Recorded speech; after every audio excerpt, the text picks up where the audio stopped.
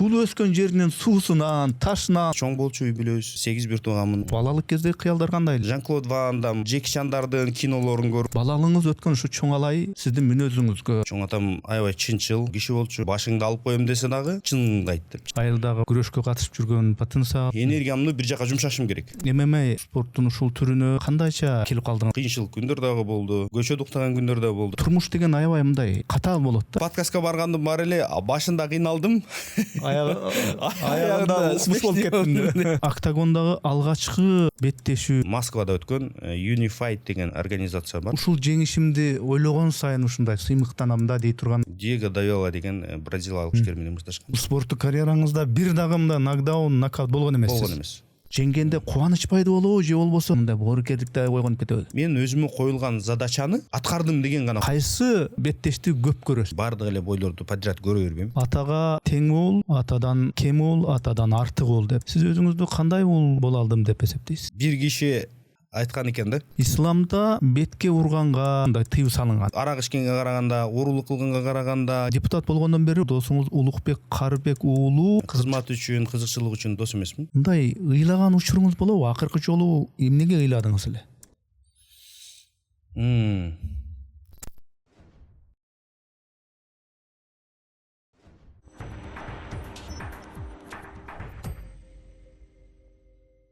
Ассаламу алейкум, арбаңыздар, амансыздар, урматтуу көрүүчүлөр, урматтуу катталуучулар. Биз кезектеги пикирлешүүбүздү подкастты баштайбыз. Менин аты жөнүм Эрнис Кыяз, бизде кезекте коногубуз бар. Менимче кызыктуу конок болот, спорт жаатында. Бусурманкул Абдубайыт уулу, кош келипсиз. Ассаламу алейкум. Алейкум ассалам. Атайын буга чейин бир 2-3 күн мурда, бир нече күн мурда кайрылдым эле. Жок дебей макул ага маектешели деп макулдук билдирип атайын убакытты ушу подкастка бөлүп келип бергениңизге мен ыраазычылык билдирем. Урматтуу көрүүчүлөр, мен тааныштырып коеюн. Эми тааныштырбасам деле көпчүлүгү билсе керек. Бусурманкул Абдубайыт уулу ким экен деген. Бирок эми тааныбагандар да болушу мүмкүн. Бусурманкул мырза бул Кыргызстандагы белгилүү аралаш мушташ өнөрү, баягы ММА деп коет. Ошол боюнча мушкер, анан жарым жеңил салмак категориясында буга чейин беттешип жүргөн. Анан эми баягы өмүр таржымалын дагы мен мындай кыска айтып коеюн. Бусурманкул Абдубайыт уулу 1993 жылдын 27 январында Ош облусунун Чоңалай районунда төрөлгөн. Орусиянын Eagle FC AFC промоушнунун жарым жеңил салмактагы мурунку чемпиону, анан M1 Challenge жана World Airtime Federation жана башка уюмдардын турнирлерине катышып жеңүүчү болгон. Грэплинг жана улуттук күрөш боюнча бир катар мелдештердин жеңүүчүсү. Туура эле айттым да, Туура эле. Маалыматтарды. Эми чү дегенде эле алгачкы суроо, балалыгыңыз мына Чоңалайда өтүптүр. Мекениңиз, ата журтуңуз Чоңалай экен. Ушул кээ биркилер айтып калат да, айрыкча атактуу адамдардын ушул атактуулугу, ошол чокуга жеткендеги бир себептердин бири катары ошол туулуп өскөн жеринин суусунан, ташынан, абасынан депчи. Өзүңүздүн балалыгыңыз өткөн ушу Чоңалай сиздин мүнөзүңүзгө, калыптанууңузга кандайча таасир этти? Биринчиден, салам алейкум. Сизге дагы чоң рахмат, ушундай жакшы эл менен дагы жакыныраак болууга себепчи болуп атасыз. Сиз жөнүндө дагы айтып коюшум керек. Сизди мен жаш мезгилде ушу балалыкты айтып атпайсызбы? Балалык мезгилдерде телевидениедан, КТРКдан тартат. Ал мезгилде бизде орбита, анан Кыргызстан деген эле эме бар болчу. Телевизорлор. Ошол жактан көрчүк да. Мына Алла Тааланын буйругу экен. Ошол убактан ушул подкастка чейинки келип отурганым деле бул ошол өзү бир нерсени айтат го деп ойлойм. Туура. Ошон үчүн сиз дагы биз үчүн аябай легендасыз. Рахмат. Анан эми менин балалык чагым бул ошол 93 жылдан 2005-2000 жылдарга чейин өттү десем болот. Чоңалай районунда Чак деген айылда өттү. Ошол мезгилде постсоветтик союзда советтер кулашынан кийинки учурлар, бул Кыргызстандын эгемендүүлүк алгандан кийинки эң оор учурлар десем болот. Бул мамлекет үчүн эле эмес, ошол анын ичиндеги ар бир жарандын жашоосуна аябай таасирин берген. Ал учурда чындыгында жетишпестиктер көп болгон. Анан кийин союз учурунан таркагандан кийин адамдардын аң сезими бир аз башкача болгон. Эми баягы эркиндикке бошонуп, дин тармагы болобу, сөз эркиндиги болобу, же бир башка баягы адамдардын ушул эркиндикти даамын сезгендеги бир мындайча айтканда революция болгон да, адамдардын өздөрүнүн психологиясында. Мына ошол убакта биз калыптандык, өстүк, чоңойдук. Дагы бир подкастта айттым мен, ошол 90-жылдан баштап 2005-жылга чейинки төрөлүп, ошол мезгилдин тарбиясын алып чоңойгон адамдардын психологиясы, ментальный аябай күчтүү болушу мүмкүн. Себеп дегенде ошол мезгилдеги жагдай ошондой болчу. Анткени ооба туура айтасыз, ошол Советтер Союзунун ыры бүтүп, жаңы белгисиздик. Эми эркиндик албетте, бирок белгисиздик, кандай багыт, кандай жол, ошол мейли саясатта, экономикада, дегеле жашоо тиричиликте, динде кантип эми кандай жаңы жол менен кетебиз деген ушундай белгисиздик болчу. Ошол эле учурда чындап эле ошо 90-жылдардан кийин ошо баш чендеринде экономикалык каатчылык болгон. Баягы буудай айдап, унду тартып келип тегирменге тартып, баягы кара нан, жүгөрү нан жеген учурлар болгон. Эми ошондой учурларда силер көрүп калдыңар да, Ошол учурда албетте баягы таасири сиз айткандай мындан ары кандай кылып жашоо кылып кетебиз? Союз бардык эмелер, кедейлер дагы бирдей, байларыңар деле бирдей, барыңар бирдей жашашыңар керек деген эме менен өткөндө, тартип менен, ошондой эреже менен келген. Андан кийинки ушундай мезгилдерде бизде ушундай балалыкты өткөрдүм. Бирок аябай жакшы, бактылуу балалык деп эсептейм. Себеп дегенде адамдардын бири-бирине болгон мамилеси, мындайча айтканда, апам жумшашы да, барып кошунадан бир челек un алып келе калчы, же бир нан алып келе калчы, обед болуп калыптыр. Эртең берет экен деп кой депчи. Биз барып кеңири кирип, үйүнө кирип чай ичип, нанын алып кайра келчүк. Мына ушундай көрүнүштөр биздин менин балалыкты эстегенде ушуларды эстеп, ушулар менен мындай мындайча айтканда оюма келет. Ата энеңиздин кесиби кандай болчу? Ата энеңиздин сизге тарбиясы, сизге сабагы азыр эми мындай бир топ жашка келип калдыңыз, анан кандай болуптур артка кылчайып карасаңыз? Атам өзү механик болчу, трактор айдачы. Союзда ошол механик болуп эмгектенчү экен. Андан апам үй хозяйкасы болчу. Биздин тарбиябыз менен, тамак ашыбыз менен биз балалык мезгилде, биздин семьябыз чоң болчу, үй бүлөбүз. 8 бир тууганмын. Чоң атам чоң энебиз, ата апам болуп 12 жан жашачубыз да. Мына ушул кишилердин түшүгү менен алек. Сиз ошондо канчанчы болчусуз? Мен балдар 6 бала, 2 кызбыз. Мен балдардын кичүүсүмүн. 7-нчи баласы болуп калдым да. Анан бала кезде баарыбыз кыялданганбыз. Балалык кыял башкача болот. Бүгүн космонавт болгон келсе, эртең юрист болгон келет. Анын эртеси туруп эле бир балмуздак сатуучу болгон келет дегенде. Балалык кезде кыялдар кандай эле? Же ушу бала кезде эле ушу октагонго чыгып туруп мушташсам деген кыялдар бар беле? Эми токтолгум келип турат. Ата эненин балага болгон таасири, мааниси бул аябай чоң. Бунун алдыга кандай максат коюшуна, жашоодо кандай адам болуусуна чоң таасирин берет. Ушул убакка чейин мен апамды аябай жакшы билем. Ушул такыр урушкан эмес да, мен жаман сөз айткан эмес. Тентектик кылып, соктук кылып, үйдө башыңа кийсең деле, башка мындай бир эме кылсаң дагы ушундай мээрим менен чоңойдук да. Атакем дагы жакшы, аябай жакшы киши болчу. Ал киши дагы такыр урушкан эмес да. Мындай строгий болчу. Бирок ал кишилердин ошол мезгилде сүрүүдөн эле бир эле көз карашын карап түшүнчүк да. Ушундай тарбия менен чоңойдук. Анан эми балалык кезде биз көп үй бүлө болгонуна байланыштуу баягы бардыгына бирдей эме кылыш кыйын да. Адилеттүүлүк, калыстык кылыш кыйын болот. Ошол конкуренция деп коет. Бул спортто дагы ушундай да. Бизде үйдө конкуренция көп болчу. Тамак жегенде, иш кылганда, ойногондо, ошол баягы айылдагы досторубуз менен, анын ичинде үй бүлөдөгү досторубуз эме, то есть бир туугандарыбыз менен конкуренция өтө күч болчу. Ошол мезгилде ким мындайча айтканда бир мындай ошол конкуренциядан таасирленип бир өзгөчөлүк болуусузга келчи да балдардын. Анан мен чоң атамдын дагы тарбиясын аябай көп алдым, раматылык. Чоң атам аябай чынчыл, анан мындай салаваттуу киши болчу. Ал кишинин бир жакшы сөзүн айткам, билем эсимде. Ошол башыңды алып коем десе дагы чыныңды айт деп, чын сүйлө деп. Ушундай чынчыл киши болчу. Балалык кезим ушундай өттү. Анан спортко келем дегеним бул ошол менин сиз айтып аткандай жана айтпадыңызбы?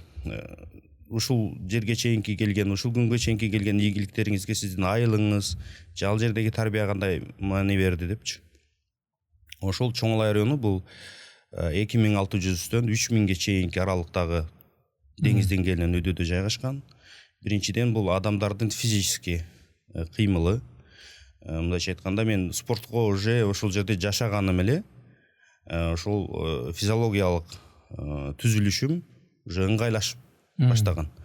Анын үстүнө биз чоң атабыздын койлорун, эчкилерин кайтарчык, тоолорго чуркачык ушинтип жүрүп, ал мезгилде көп деле мындай медиа, интернет, телефон деген нерселер жок эле. Телевизордон, ал жак бул жактардан карап, жанагындай дисктер бар болчу. Бушудо деген эме бар болчу, вид спорта. Шлеменко, андан кийин Жан-Клод Ван Дам, Джеки Чандардын кинолорун көрүп, ошолорду көрүп, мындай кылса болот экен, монтип машыкча болот экен деп самоучка өзүбүз машыкчык. Буттарга коргошун тагып алчу эле. Ал сөзсүз. Анан самандардан жанагындай эме кылып илип алып туруп, ошо менен машыкчык. Мен үй бүлөдө жалгыз спортчумун да. Анан үйдөгүлөр таң калчы. Бул эмне эле кылып атат? Же атам спортчу болбосо, же чоң атам болбосо, же бир туугандарым спортчу эмес. Анан мындай өзгөчөлөнүп ушундай тренировка кылсам бул эмне болуп атат деп таң калчы да. Бирок ошол мезгилде эле мен бир мындай өзүмдүн физически мындайча айтканда энергетикам чоң болчу да, көп болчу. Энергиямды бир жака жумшашым керек. Айылдын аркы бурчунан аркы бурчуна барып келсем чарчабайм. Балдар бир бар ойноп келгенче мен 2-3 жолу айланып келип, анан бир жака чыгарышым керек болгон да. Мына ошондо мен ушу ичимдеги энергетика, ичимдеги ошол кайнап аткан нерсе мени кыймылга ар дайым үндөчү да. Мындай бирөө кыл дебесе дагы барып кылып, бас дебесе дагы барып басып, бир жактан иши кылса чыгарып турчумун ушу спорт аркылуучу. Кийин келип, анан бизден өрөөндө кыргыз күрөш аябай күч болчу. Анан кыргыз күрөш менен дагы айылдаш агаларыбыз менен, досторубуз менен, тең туштар менен күрөшүп калдык. Райондук деңгээлдерге күрөшүп жүрдүк. Андан кийин уже мындай кененирээк маалымат алып баштагандан кийин спорт жөнүндө мындай отуруп, эсимде азыр. Адамга ошондой жемак эртерээк келди. Мындай көрүп, менде мурунку муундар. Бизге мурунку ошо өскөн адамдарды көрүп, биздин жашоо ушундай эле болуп калабы? Же мындан чоңураак бир нерсе жасасак болобу деген ой келе берчи да. Анан ошону көрүп, менин колумдан эмне келе алат? Ошо жаштык кезде эле ошол ой келчи да мага. Өзүмө суроо беришим, колумдан эмне келе алат, кандай адам болот? Алам ушул элеби? Асманды карасаң жылдыз, жерде баягы айыл, тоолор, тиричилик ушул элеби? Же мындан башка жер барбы? Деп анан мындай, мисалы үчүн Американы окучу, башканы окучу да, мисалы за океаным. Ошондо ойлочумун да, ал жакта деле ушундай азыр бизди жылдыздарды көрүп атабыз, же көрбөй элеби? Бирок ал жакта күн, ал жакта күндү көрүп атса биз неге түндү көрөбүз деген ушундай. Ал жактагы адамдардын жашоосу деги эле жөн эле Америка эмес, деги эле ушу Бишкектин жашоосу мага кызык болчу. Кантип жашайт, эмне кылып жашайт, эмне менен тиричилик өткөрүшөттөр. Мына ошону изденип, анан ошондо мындай токтолгонмун да. Мен спортту өзүмдү жумшашым керек экен. Мен спортчу болушум керек деп ушундай максат коюп, ошого аракеттенип баштадым. Анткени карасаңыз өзүңүздө ошондой потенциал бар. Айылдагы баягы энергия, баягы күрөшкө катышып жүргөн потенциал, ошолордун баарын эске алып туруп анан токтолгон турбайсызбы, э? Ооба. Бирок бизде спортчулар такыр жок болчу да, мындайча айтканда аябай сейрек кездешчү. Кыргыз күрөштөн Абелай деген киши бар болчу. Авлай деп коет аны биздин чоңлайчы. Вертолет балбан деп коет. ошо кишилерди кийин угуп калды, ушундай спортчу бар экен, кыргыз күрөштөн ушундай экен деп. А так башка вид спорта менен, башка түрлөрү менен машыккан кишилерди мындай көрө албай калдык да. Бизде баягы бизден дагы бар экен ушундай адамдар. Биз дагы ушундай кылсак болот экен деген дагы түрткү болгондо балким анда батыраак осознавать этет элек. Бирок ошондой болсо дагы сиз айткандай айтпадыңызбы, алдында билбейсиң кандай болоорун. Бирок точно бир нерсе болоорун билесиң да. Спорт менен кете турган болсом, точно бир нерсе болот. Бирок кандай болоорун билбейм. Деп ушундай болчу. Так ушул ММА аралаш мушташ өнөрү ушул спорттун ушул түрүнө анан кандайча келип калдыңыз? Кимдер себеп болду? Кандай кырдаалдар себеп болду? Окууну бүткөндөн кийин орто мектепти Бишкек шаарына келгем. Ошо келерде бир эле максатта келгем. Бул спорт менен машыгуу жана ушул жактан ордуңду табуу. Себеп дегенде бизде айрыкча менде артка жол жок болчу. Артка айылдан ушундай чыгып кетип атканда мен эч кимге айтпай кеткем. Апама эле айтып койгом. Мен кетип атам, атама айтпаңыз. Атам строгой, урушуп коюшу мүмкүн, тилдеп коюшу мүмкүн, жеп кызалат болушу мүмкүн. Атам айтпаңыз, мен жеткенде чыгам да эч кимге айтпай, мындайча айтканда качып побег кылгам да. Үйдө. Себеп эмнеге побег? Апаң сени түшүнөт. Башкалары мындай жок деп коюшу мүмкүн. Анан мен ошону түшүнчүмүн да.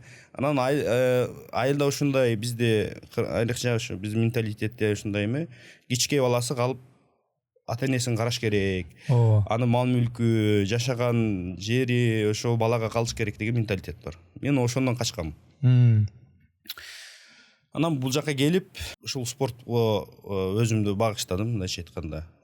Кыйынчылык күндөр дагы болду, көчөдө уктаган күндөр да болду, бирок эч качан ошол койгон максатымдан тайбадым десем болот. Чоң Алайдан Бишкекке келип, Борборго келип, анан мында тууган тушкан бирөөнүкүндө таянар, жөлөнөр бирөө бар беле же мындай? Эми биринчи келгенде аябай кыйналгам.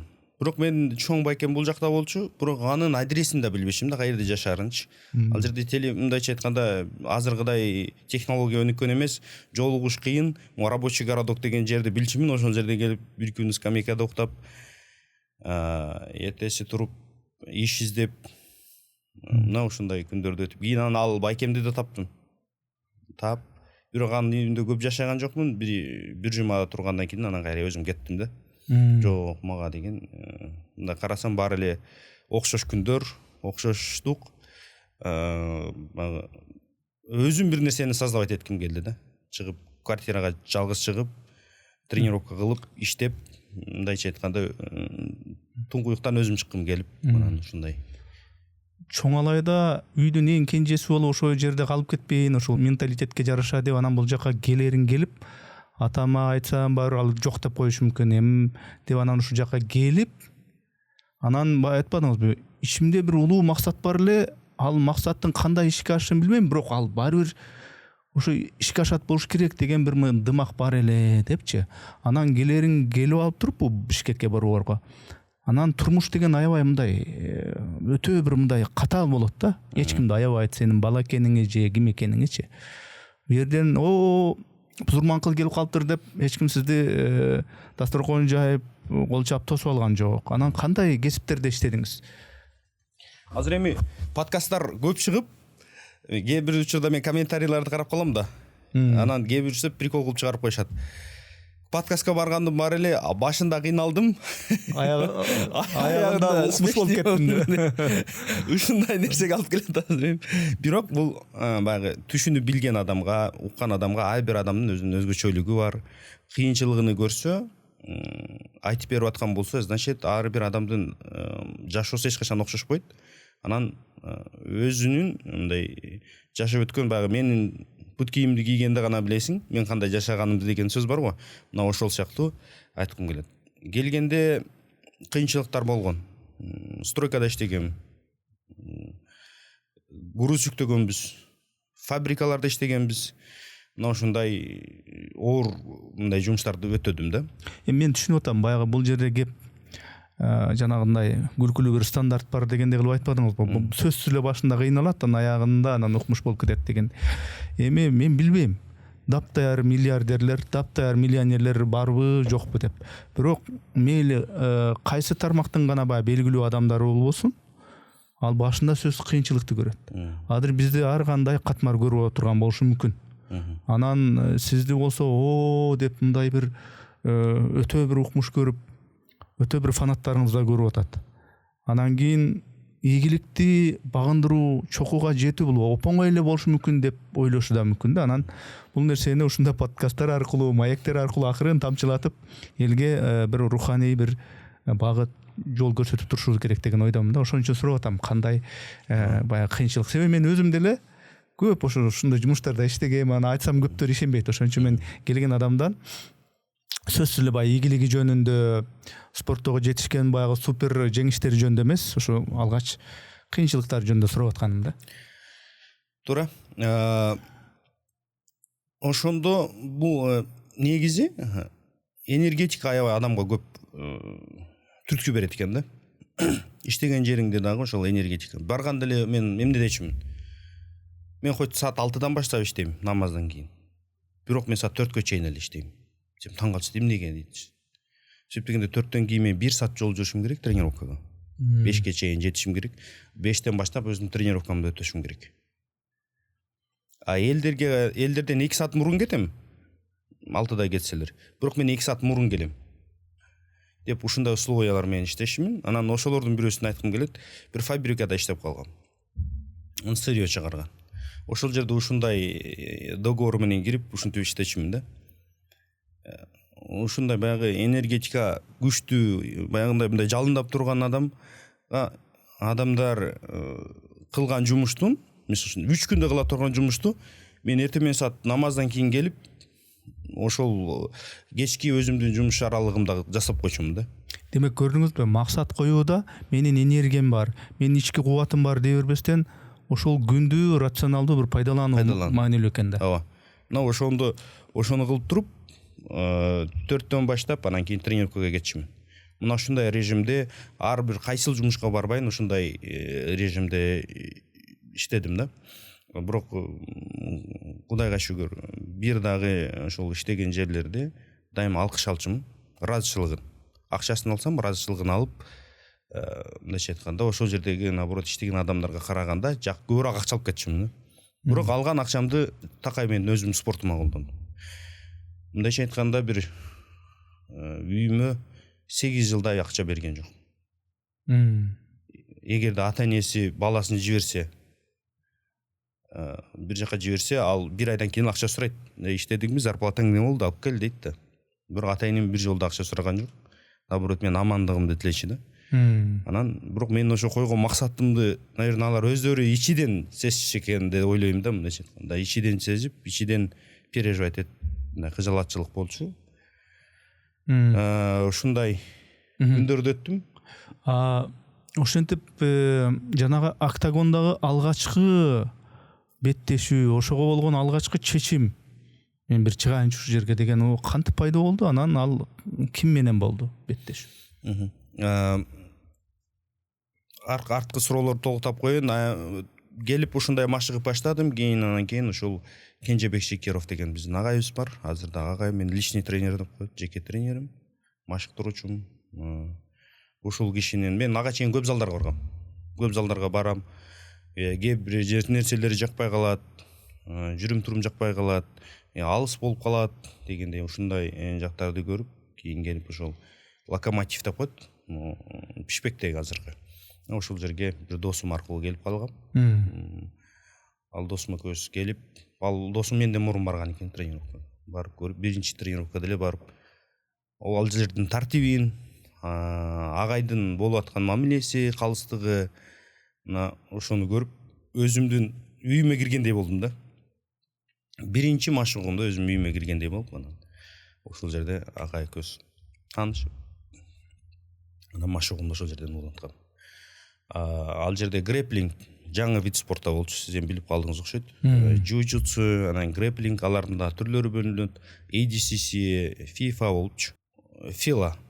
Анан ошол мезгилде биздин агайыбыз ошол жаңы ошол вид спортанын основатель десек болот, бул жака алып келип, анан ошо менен тренировка кылдырчу. Бирок ал агайыбыз билчи, аны менен дагы бирок балдары барып туруп ошол ММАге, микс маршал арт чыгышын мындай билчи да. Анан ошого универсальный бизде машыктырып баштаган.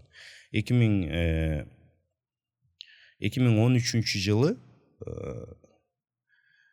Москвада өткөн Unified деген эме бар, организация бар, универсальный бой.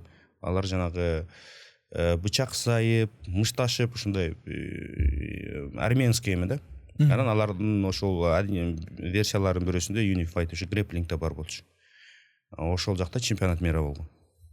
Ошол жакта бир алгачкы чоң жеңиштердин бирөөсү болгон. Кыргызстандан биринчи болуп ошол алтын медаль алып келгем да. Кийин көп грэплингден көп турнирлерге катыштым. Кыргызстан боюнча өзүмдүн салмагым эле эмес, эң чоң абсолютный весовой категория деп коет. Оор салмактар арасында да күрөшкөм. Өзүм 66 килограмм, бирок оор салмактар менен күрөшчүмүн. Грэплинг ушундай вид спорта, баягы чоң объем же башка нерсе көптөр роль ойнойт эгерде сен техникасын билсеңчи. Мына ушундай турнирлерди өткөрдүм. Кийин ADCC деген профессионалдуу күрөш да. Баягы MMA сыяктуу эле, UFC сыяктуу профессионалдык, бирок любительский эмес. Мына ушул жака мен Азия Океанияга барып, Сеулга баргам, Токиого барганбыз.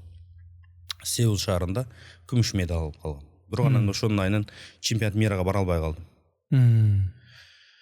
Бара албай калып, анан толук түрдө баягы грэплингди таштап, анан ММАга өтүп. Эмнеге бара албай калдыңыз? Себептен күмүш медаль алып калгам да. Ал жака алтын медаль алгандар гана бара. Бразилияда Риодо өтүп, ошондон анан ММАга толугу менен өтүп. Ал мезгилде ММА Кыргызстанда эми башталып аткан.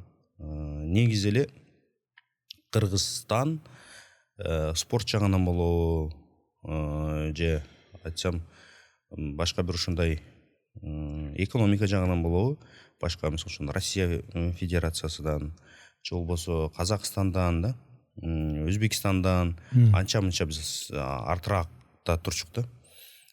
Бирок спорт тараптан бул айтарым, эмне үчүн Өзбекстанда канчалаган олимпийский чемпиондор болуп атат, Казакстанда, Россияга буга чейин мисалы үчүн общий командадан биринчи орунду, экинчи орунду ээлеп келатат да. Себеп дегенде алардын ошо спортко болгон көз карашы бизге караганда алдыраак болуп жүргөн да. Бунун показатели азыркы учурда мына бизге эми спорт, фармакология, медицина, бул деле спорт деле медицина сыяктуу өсүп турат, окуп турушуң керек. Ушундай бүт жагдайлар келип атат, финансирование, колдоо, элдин түшүнүгү, аң сезим.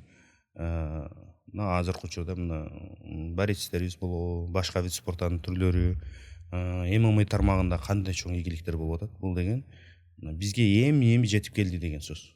Эмне себептен буну айтып атам?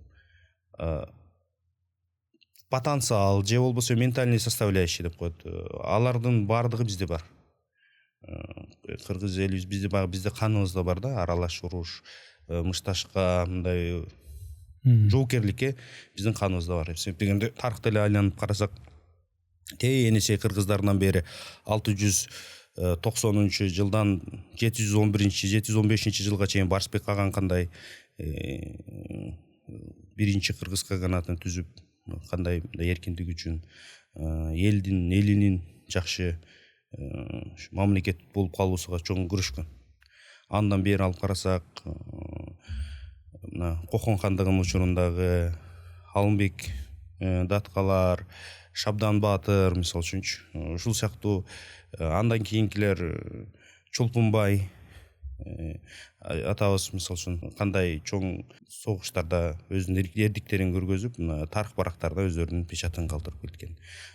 Эгемендүүлүк үчүн мисалы үчүн күрөшкөндөр Жусуп Абдрахманов, Исхак Разаков деген аталарыбыз ушундай айтканда кыргыздын канында ошол нерсе бар экендигин көргөзүп келатат да. Маданиятыбызда канчалаган чыгармачыл инсандар. Бунун бардыгы баягы кыргыздын каны күчтүү экендигин, биздин улутубуздун каны өзгөчө экендигин белгилеп келатат. Анан ментальный десек, баягы психологический дагы мындайча айтканда ушундай чоң кысымдарга чыдаган, эркиндик үчүн күрөшө алган инсандар болгон. ошолордун каны бизде болгон. Ошол баягы илим деп коет да. Бул спорттагы илим. Ошол илимдин бизге кеч жетиши гана бир аз биздин убактыбызды алды десем болот. Болбосо биздин сөөгүбүздө, каныбызда ал мушташуу же болбосо ушул ватандаш менен беттешүү, аны жеңүү, ошого сабырдуулук, эрк ал биздин ошо качанкы доорлордон берки биз сөөгүбүз, каныбыз менен келаткан нерсе деп атасыз да. Ооба. Ошентип карьераңыз акырындап буланып жүрүп олтурду. Тагдыр сизди ушул октагондун ичинде жанагы мушташа турган ушундай бир тагдырды, жазмышты жазыптыр дейми. Анан алгачкы өзүңүз ушул жеңишимди ойлогон сайын ушундай сыймыктанам да дей турган жеңишиңиз деп кайсы беттешүүнү айтат элеңиз?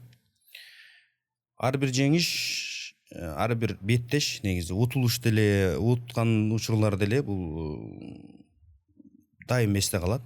Ар бир кыймыл, ар бир удар даже айтсам эсте калат. Бирок ошолордун ичинде өзгөчөлөнүп, М1 глобал турниринде Диего Давела деген бразилиялык мушкер менен мушташкан. Ушул беттеш менин аябай эсимде өзгөчөлөнүп калат десем болот. Себеп дегенде биз ошол мен жаңы чыгып келе жатканда мага сунуш келген да. Кыска аралыктын ичинде чыгууга, заменага. Анан чыгып барып 4 күндүн ичинде эле чыкканбыз. Чыгып барып биринчиде ошол жаракат алып калганбыз. Баягы ал туура эмес ыкманы колдонуп, жаракат алып, экөөбүзгө ничья берип койгон. Кийин анан Россиянын Татарстанда, Казан шаарында бир 3 айга жетпей эле реванш кылып беришти да. Ошол жерде анан ал бала чынын айтсам өтө мындайча айтканда мен биринчи ошончо беттеш өткөрүп, ага чейин беттештерди өткөрүп, ошо Кыргызстанда бойлорду алып, Казакстанда алып жүргөндө бир дагы бала менен мындай face to face деп коет. Көз караш. Ошондойго келгенде бир дагы бала менен көзүм тек карай албачы да. Бардыгы мен тик караганда бардыгы көзүн алып, уялып мындай сүрдөнүп кетчү да. А мен ошол жерге барганда ушундай көрдүм, чыныгы атаандашты көрдүм да. Бетме тик карашкандабы? Ооба, face to face деп коет. Ушундай караганда энергетикасынан, уверенность, ошол көзүнүн мындайча айтканда терең карап, мындайча айтканда жалканбай чыныгы беттеш болоорун ошондо сездим да. Ал беттешти эми жакшы даярдандык, бирок пешенеге жазылган экен, уттук. Жакшы нокаут менен ошол биринчи раундда утуп. Ошондон ары мен бул эмне үчүн эсимде калды? Ошол беттеш мага чечүүчү контракт алып берген да. Кыргызстандан биринчи болуп, ошол международный эл аралык аренадагы чоң организацияда биринчилерден болуп, ошо ММА жаатында контракт алгам. Келишим. 6 бойго 2 жылдык келишим алгам. Мына ошондон кийин менин ошол эл аралык аренада Кыргыздын желегин көтөрүп, ошол жерде бойлорду алып барганга мүмкүнчүлүк болду. Ошондо сиздин өзүңүздүн оозуңуздан бир угалы да, канча жолу жеңдиңиз, канча жеңилдиңиз? Жалпы эсепте профессионалдуулугун санаганда 15 жеңиш, анан кийин 4 жеңилүү. Бирок мен эске алып коюшум керек. Бир дагы беттешимде мүнөтүнөн мурда же баягы нокаут, же кыкынтуу, же ушундай эме менен эмес, бардыгы баягы калыстардын чечими менен болгон. Бирок анда дагы раздельным решением судьи деп коет, баягы ар кандай көз караштагы бойлор болгон да. Кээ бир учурда ошол бойлорду мага берип кое турган учур болгон, бирок ошол жердеги обстоятельства, ошол жердеги жагдайды карап туруп, эми судьялардын эмеси ошого берген. Бул эми официалдуу статистика ошондой. Бирок мен өзүм ойлойм, өзүм ичимден сезем, мени уталган эмес. Эч бир боец, оппонентим мени доминировать этип уталган эмес. Ушул спорттук карьераңызда бир дагы мындай нокдаун, нокаут болгон эмес. Болгон эмес. Бунун өзгөчөлүгү бул эмнеден дегенде, мен мисалы үчүн мына Кенжебек Шекиров Воронеж тренери, мисалы үчүн ошондой эле мына профессор десек деле болот, Александр Воинов Хусейнович, жакшы сиздерге тааныйсыздар, барыңыздар менин агайларым. Ошол кишилердин дагы мага чоң салымына, ошол кишилердин билимин, тарбиясында калдык. Герместе дагы мен ударный техника деп коет. Ошол жерде болдум. Ошол жерде дагы тренировка кылгам. Анан мага жакшы бир сөз айтчылар да. 1000 удар, 100 удар жеп получать этип башыңа. 101 ударды ага тийгизип, 1 очко менен уткан жакшыбы? Же 1 удар тийгизбей, ага 1 удар берип туруп жеңген жакшыбы депчи. Мына ошол мындайча айтканда формула да. Мына ошого көп аракет жасашымын, максималдуу өзүмдү сактаганга. Анан ага оронду берем, бирок өзүмдү биринчи очередь өзүмдү сактайм. Бул дагы өзүнчө академический подход да. Бир жапондордо ушундай бир эреже бар экен да, мисалы үчүн бир эле ыкманы мисалы үчүн жана өздөштүрүш үчүн өтө бир көптөгөн убакыт, аябай астыйдүүлдүүлүк, аябай ошого маани берип, көптөгөн жылдарды коротуп ошол бир эле ударды же бир эле ыкманы өздөштүрүп, ошонун устасы, ошонун чемпиону, ошону жакшы кылган, ошону жакшы өздөштүргөн мастери болуу бул маанилүү дегендейчи. Эми биздин вид спорта бул MMA, mixed martial art. Бул ар тараптуу. Бул жерде сен күрөшкөндү билишиң керек. Бутуңда туруп мушташканды билишиң керек. Партерде жатып алып мушташканды билишиң керек. Стенага такап алып күрөшкөндү, ал жердеги урушканды билишиң керек. Бул жерде сен универсалдуу болушуң керек. Бирок сиз айтканда бир эме бар, бунун мааниси башка да. Мен ошондо түшүнөм. Бул деген бир направленияны алсаң, ооба. Ошол направлениянын майын чыгар. Аягына чейин чыгар деген сөз деп кабыл алгым келет. Ооба. Ооба, сиз туура эле түшүндүңүз. Ошо сиз раз тиги же юрист эмес, же жазуучу эмес, же журналист эмес, ошол мушкердик эмне талап кылынат? Кандай нерселерди, талаптарды сакташ керек? Күнүңдүн канчасын ошого бөлүш керек? Ошонун баарын сактап жүрүп отуруп анан акыры ийгилик жаралды го деп ойлойм да. Эми жеңиш го жеңиш. Жеңиле билүү, өзүңдүн алсыз жактарыңды, ооба мен ушул жактарды кичине бир жакшы иштебей коюп турмун да деген жактарыңыз барбы? Мисалы үчүн айтып атпайсызбы, мен деген өзүм эсептейм бир дагы жанагындай калыстар гана тияк бияка тартып койгону болбосо мен мындай өзүмдү жеңилдим деп эсептебейм деп. Бирок өзүңүздүн алсыз жактарыңыз, октагондагы алсыз жактарыңыз, балким моралдык жагын, ошо физикалык жагын да эсепке алганда алсыз жактарыңыз деп эмнени эсептейсиз? Ооба, бой бул психология. Биринчи очередте баягы эгерде фундамент катары санасак, биринчи орунда бул психология турат. Экинчи очередте физический калыптануу, андан кийин техника болот да. Бул биринчи эмне үчүн психология биринчи? Бул ошол өзүңө ишенимиң, анан кийин эмоцияңды управлять эте билүү. Эмоциональный кандай учурлар болот? Бул спортчуларда эле эмес, ар бир адамда, ар бир кесиптин ээсинде, политик болобу, журналист болобу, башка болобу, бул жашоодо келүүчү нерсе. Ошол мезгилде сен психологиялык жактан даяр болушуң керек. Мисалы бир жакшылык келсе сага, чоң дөөлөт келсе, ал качан берилет, пешенең ошол жазылса сага качан берилет десе, сен ошону кабыл алганды билгенде бир жакшылык келет атат, ошону сен эркин, татыктуу кабыл алышың керек. Эгерде бир ошондой сыноо келсе дагы, аны дагы ошондой кабыл алганды билгенде сага ошол нерсе келет. Эгерде андан ашыгыраак келип калса, сен сынып калышың мүмкүн да. Эми менин слабый жактарым, ооба, мен кээ бир учурда, мисалы үчүн айтканым, до конца кылбай койдуң деп коет го. Ушул жерде ушундай кылсам болмок деген бойлорумдагы аналитика бул биринчи орунда турат. Биз бойдон кийин, бойдун астынан дагы аналитика кылабыз, бойдон кийин дагы ошо коюлган гейм планды кандай аткардык, ал дагы аналитика кылабыз. Ошол мезгилдерде өзүмдү өзүм критика кылган учурлар болгон. Бирок ар бир спортчу, болочок спортчу болобу, бул түшүнүп алыш керек. Бул кесип. Буну бүткүл жашооңа, бүткүл мындайча айтканда эң үстүнгө коюлган максат катары көрүү, тоже бул адамды мындайча айтканда психологиялык равновесиядан чыгара бериши мүмкүн да. Чөп дегенде бул нерседен дагы өйдө жашоо деген бар. Бул нерседен өйдөраак жашоо бар, өйдөраак түшүнүк бар. Бүгүн мен профессионалдуулугумду көргөзө албасам, эртең көргөзөрмүн. Бирок баягы сени спасать этип кармаган жери ошол bundan өйдөраак сенде жашоо бар деген нерсе ар дайым мени учуш айтатчы да. Мен подготовка учурунда бир күн тренировка кылбай калсам өзүмдү аябай жемелечүмүн да. Ушул тренировка менде бойдо көрүнүп калышы мүмкүн, ушундай болушу мүмкүн деп мындай бир переживать этип ушунчалык баягындай түндө уйкусуз болуп калышым мүмкүн. Ошого баягы ментально мен мындан өйдө жашоо бар экенин жакшы билем. Кандай учур болбосун максатка пешенеге баягы маңдайга жазылган болсо аны көрөбүз деген бир түшүнүк болчу. Анан алсыз жагым эми адам болгондон кийин баарыбыз периште эмеспиз. Ар бир адамдын алсыз жагы бар. Негизи адам өзү мындай улуу сөз уят жок. Өзү уборныйга барганын деле аран контролировать этет да. Эгер Алла Таала аны алып койсо, анда контролировать эте албай калышыбыз мүмкүн.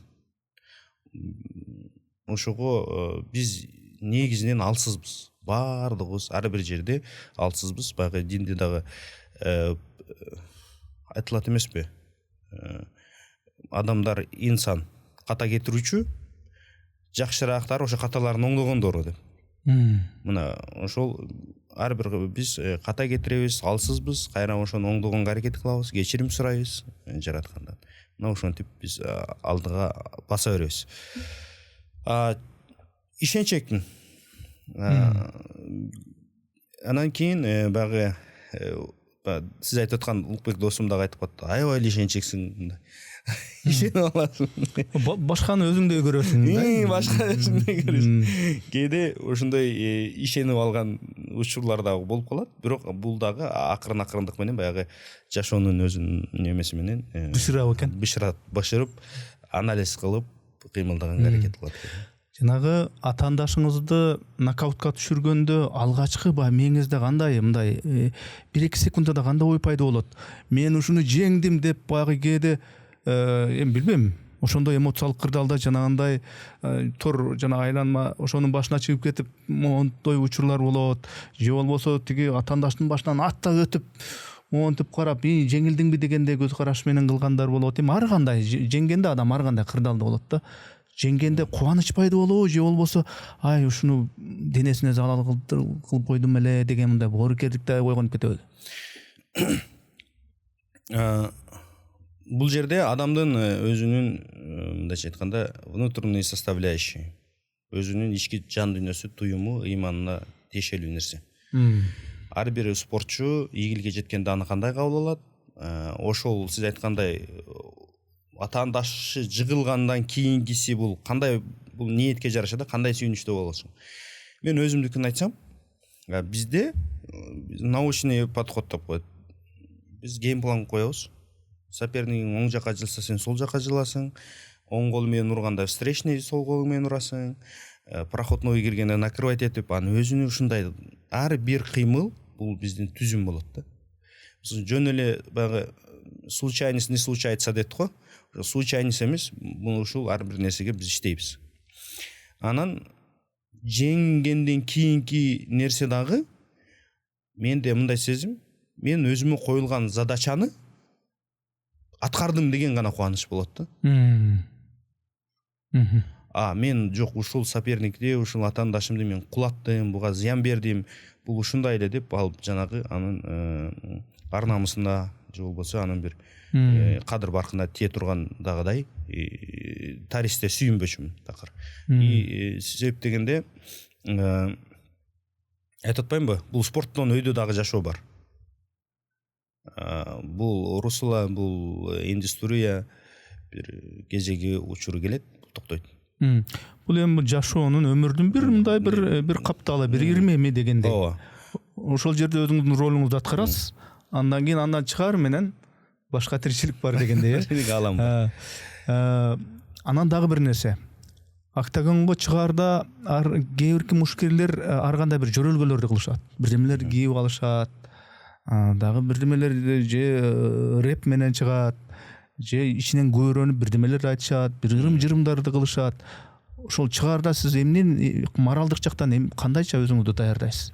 Куранбы, же болбосо ата бабалар дейсизби, же бир кыргыздын бир сыймыктуу Мирбек Атабековдунбу, же кимдин ушу кыргызым деген сыяктуу ырлары мененби, кандай? Эми баягы айтсам кээ бир учурда ушундай өзүм кайра карап алып күлөм да. Туруп алып дуа кылабыз дагы, Кудайга жалынып дуа кылабыз дагы, туруп алып туруп кайра тойдо бийлейбиз. Мисалы үчүнчү. Анан баягы адамзатпыз да, ушундай нерселерди жасай берет экенбиз. Анан бул спортто дагы ушундай нерсе бар. Бул адамдын өзүнүн өзгөчөлүгү, харизмасы. Мисалы үчүн бойго чыгып атканда сен мунун бардыгы как сценарий, мындайча айтканда, кинодогудай эле аткарышыңа кээде туура келет. Бардыгы эле баягы естественно боло бербейт да. Бирөө өзүнүн ошондой бир мындайча айтканда, ошондой образда да.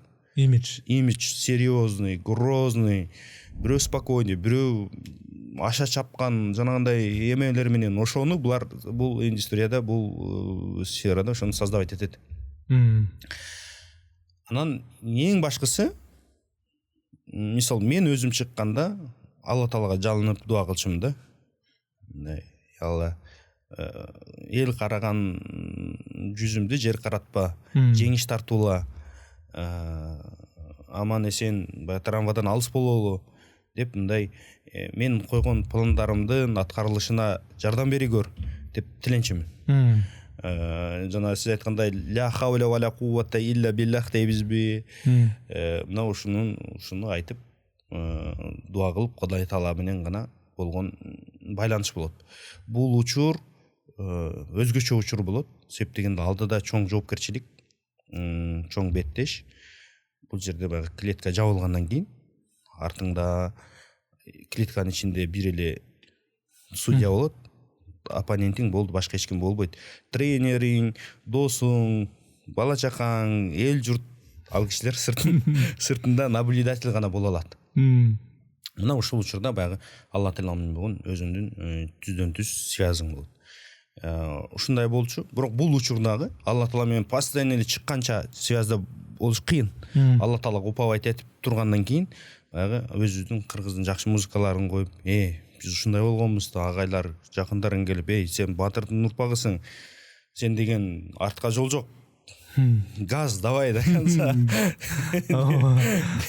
Эме кылганда бул эме жазба деп коет, жазбаңда көтөрүлөт. Анан самый главный холодно болушуң керек да, башта холодно, мындай точный расчет, эмоция калтырбай болушуң керек, контроль болуш керек бүт движенияларыңда. Анан ошол жерде биз чыгганда мен өзүмө представить этчимин да. Мондай образда чыгам, мондай движенияларды жасайм, мындан ашыкча, кем. Мондай ырда чыгам, элдерге колумду мынтип көтөрөм, мынтип саламдашам, анан бышташка чыккандан кийин, клетка жабылгандан кийин мондай коюлган гейм пландан чыкпай иштейм. Деп бул өзүнчө бир механизм, өзүнчө бир мындай кандай десем, өзүнчө техникасы бар турбайбы? Ар бир үтүрчектине чейин. Мисалы үчүн бош убактыңызда ал нерселер бүтөт. Октагондогу мушташ бүтөт, бирөө чемпион болот, бирөө жеңилет дегендей.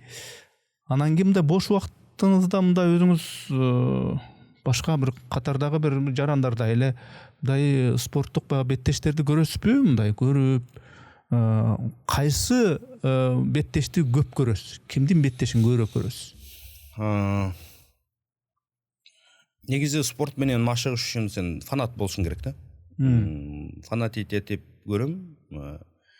Анан биринчи очередде баягы өзүң чоң фанат болушуң керек да. Ошондо баягы өсүү болот. Кайра бойлоруңду көрүп, ошондон сабак алып, могу жерде оңдошубуз керек экен, могу жерде түздөшүбүз керек экен деп өзүң менен өзүң дагы сүйлөшүп, агайларың менен сүйлөшүп, ушундай учурлар көп болот. Аны эми андан тажагандан кийин албетте биз дүйнөлүк уюмдарда өтүп аткан чоң бойлорду көрөбүз. Анын ичинде бирок мен единичный көрөм. Бардык эле бойлорду подряд көрө бербейм. Себеп дегенде анын баарында өлгүрбөйбүз, убакыт жетпейт. Единичный жанагындай чоң бойлорду, андан сырткары мага жаккан боецтер болуп калат.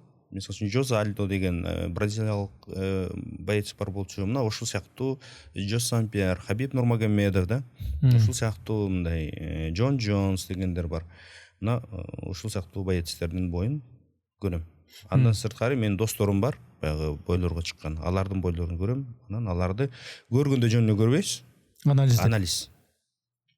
Эми баягы кумир тутканыңыз барбы деп сурасам кичине мындай туура эмесирээк болуп калат, бирок урматтаган, ушуну мен өзгөчө бир сыйлайм да деген бир спортчу барбы, мушкер барбы? Жакшы суроо экен. Негизи октогонго кириш, бой өткөрүш бул чоң деши айтканда адамдын өзүн өзү мындай жеңгени да булчу. Анан мисалы үчүн 100 миңдеген, балки миллиондогон адамдар дүйнө жүзүндө ушул спорт менен алектенгенге аракет жасашат. Бирок алардын ичинен саналуулары балким 100, балким 500, балким 1000 чемпион боло алышат. Ар кайсы организацияларда. Алардан дагы иргелип, чемпиондуктан чемпиондукка өтүп, жана ошо чемпиондукту кармап тургандар булар аябай саналуу инсандар болот.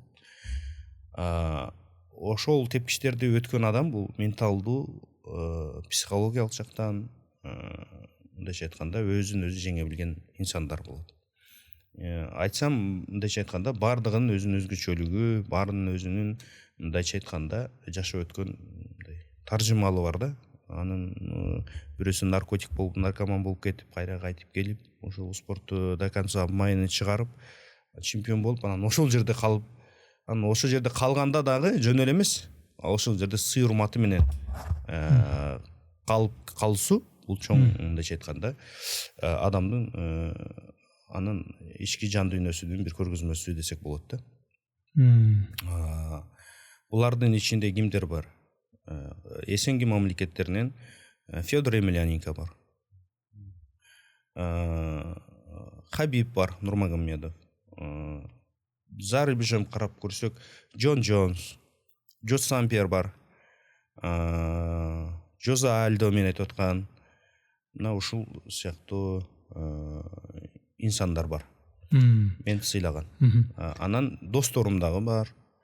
Жакшы, мисалы үчүн биздин азыркы жашоодо мындай болуп калды да. Мышташкан өзүнчө, шоу көргөзүп, адамдарга кызык тартуулаган бул өзүнчө болуп калды да.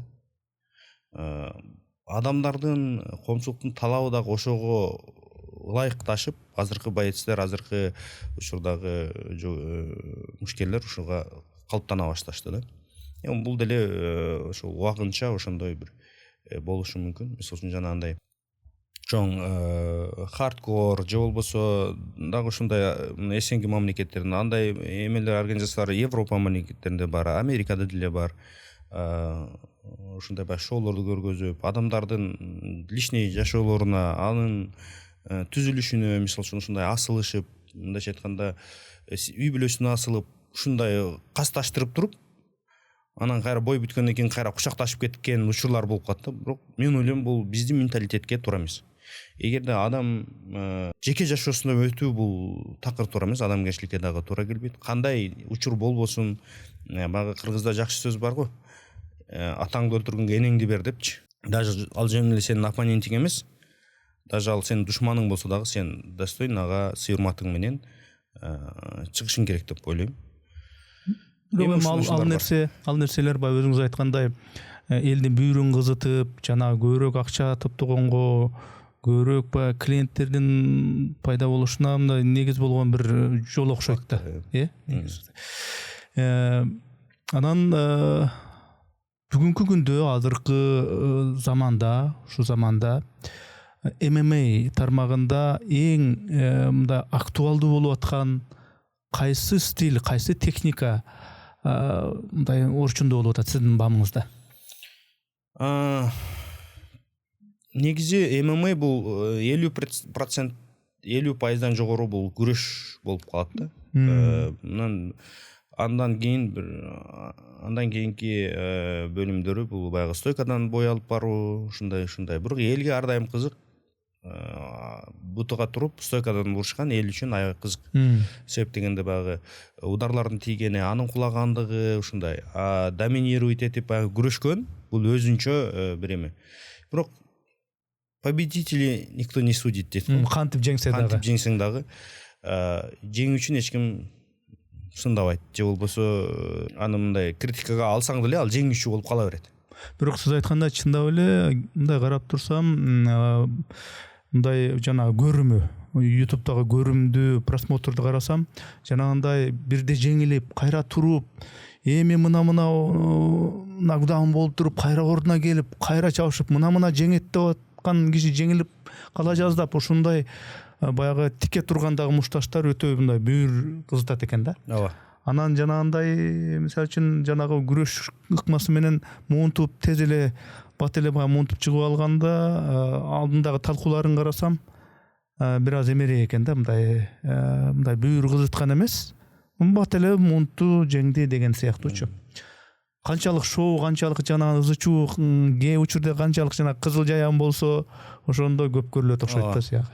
Эми бул баягы өзүңүз жакшы билесиз го, Римлинде мисалы үчүн баягы гладиаторлордун эмесиндегичи алдында ушундай кан, адам өлтүрмөй баягы мондай жесттер бар го. Ал жакта отуруп алып өлтүр же жашасын деп ушундай элге ушундай берген. Ошол сыяктуу эле баарыбыз адамзатпыз, ошо кызууну, ошол баягы мындайча айтканда адреналинди жакшы көрүп, ошого басым жасашат экен. Спорт менен үй бүлөлүк жеке жашооңуз кандай болуп атат? Жеке жашоо бар да. Спорт эми бир жашоонун бир үзүмү дегендей. Жеке жашоо кандай болуп атат? Жеке жашоо жаратканга шүгүр. 4 балам бар. 2 кыз 2 уулум бар. Жубайым бар.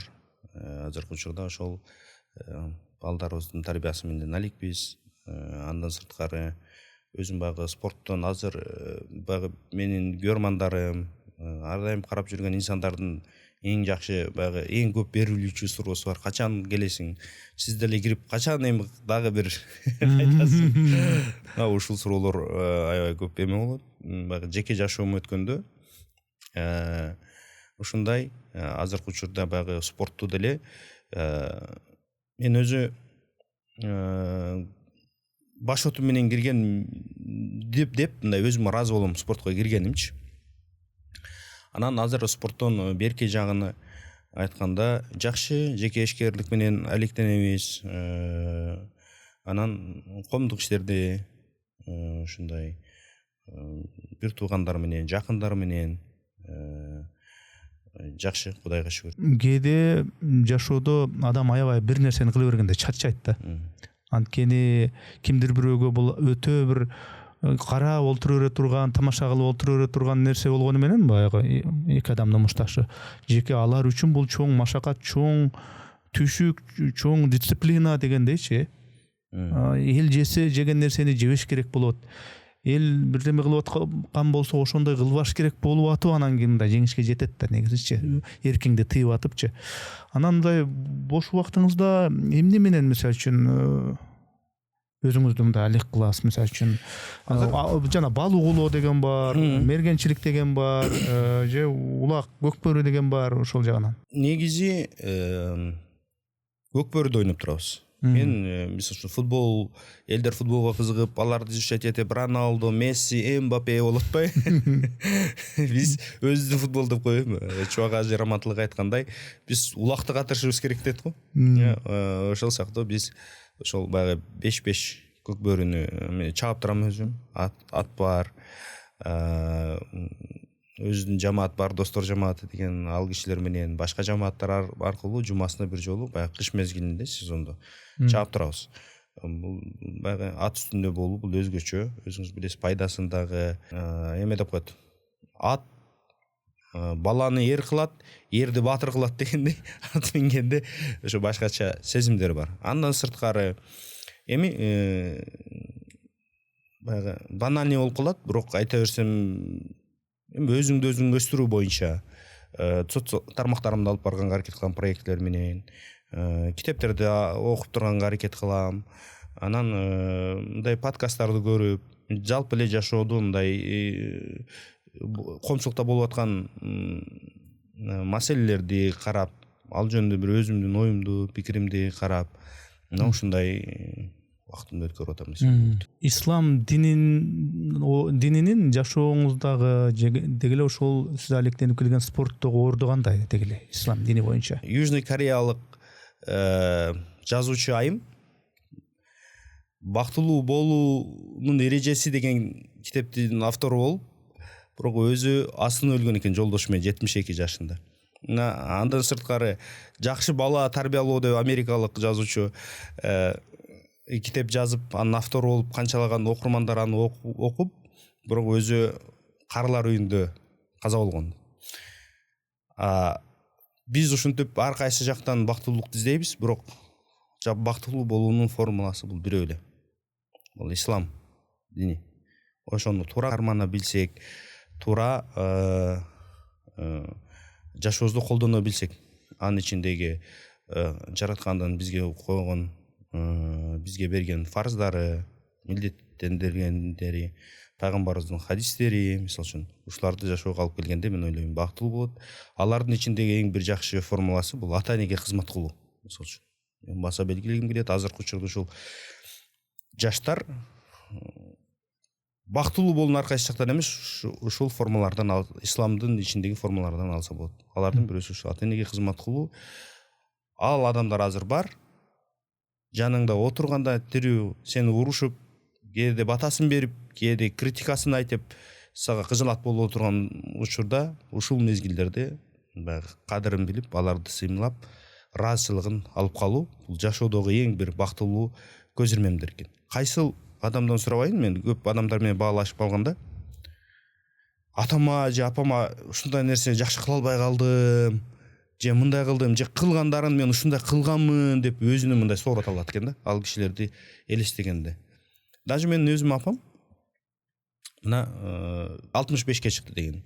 Мына ушул апам өзү айтат эмесиничи, мага айтып калат.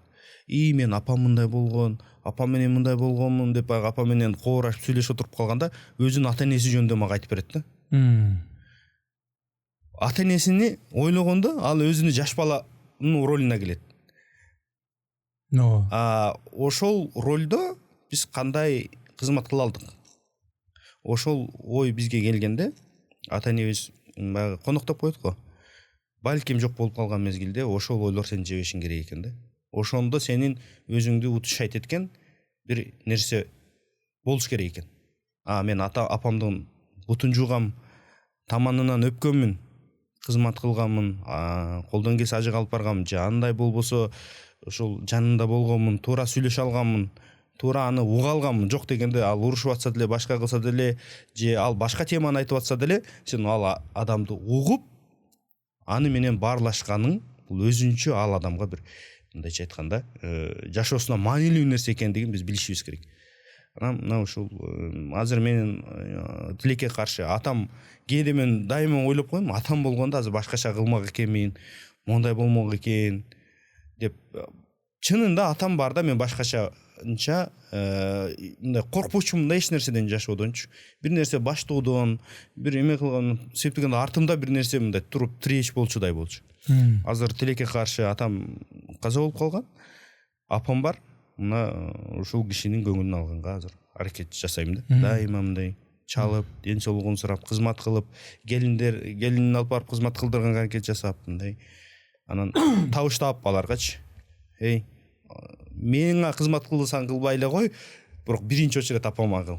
Апаңыз Чоңалайда да? Чоңалайда жашайт, анан кышкысын менде жашайт. Азыр эми Чоңалайга ошол жакшы эме кылсын деп үй салып бердим.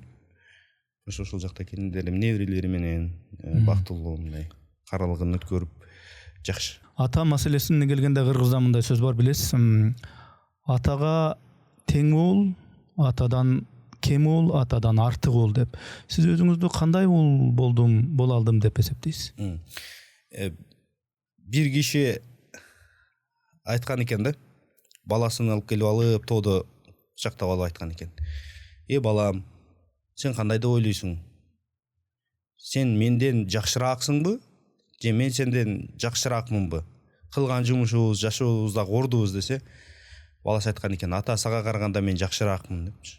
Десе атасы аябай ачууланып турду.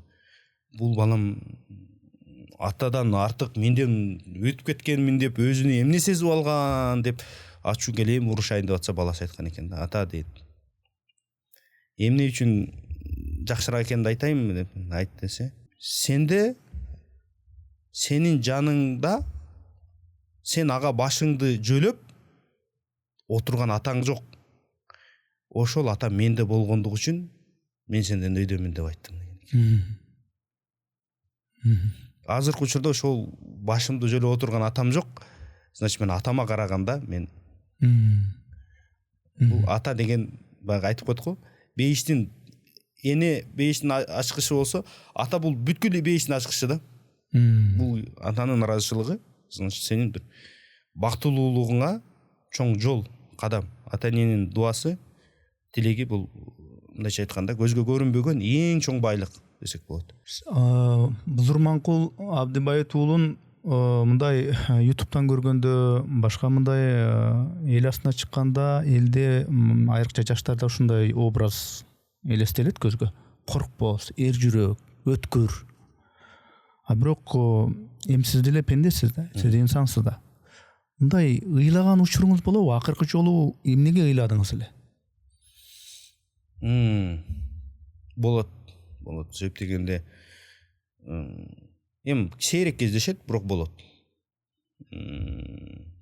Акыркы учурда биз Рамазан айында медреселердин бирөөсүндө ушул баягы устаздарыбыз, сизди деле башыңыздан өткүзсө керек. Ушул Алла Тааладан кечирим сурап, кылган иштерибизге кечирим сурап, жакшы иштерибиз болсо аны кабыл кыл деп, мындай ушундай ыйлап дуа кылган учурубуз болду. Акыркы учурда.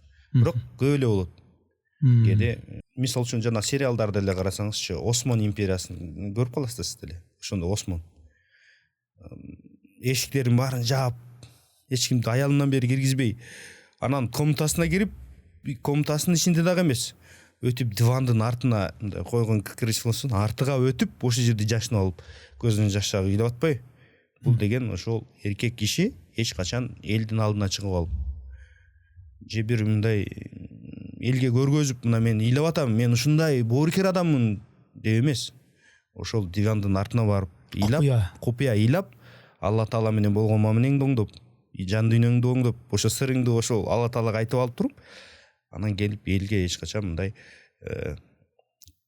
кайраттуулугуңду көргөзүшүң керек, кайраттуу болушуң керек, жаштарга жакшы үлгү болушуң керек, жок дегенде өзүңдүн балдарыңа үлгү болушуң керек да. Мына ошондой. Даже ал эле эмес, мына апамдын тарбиясын айтып берейин.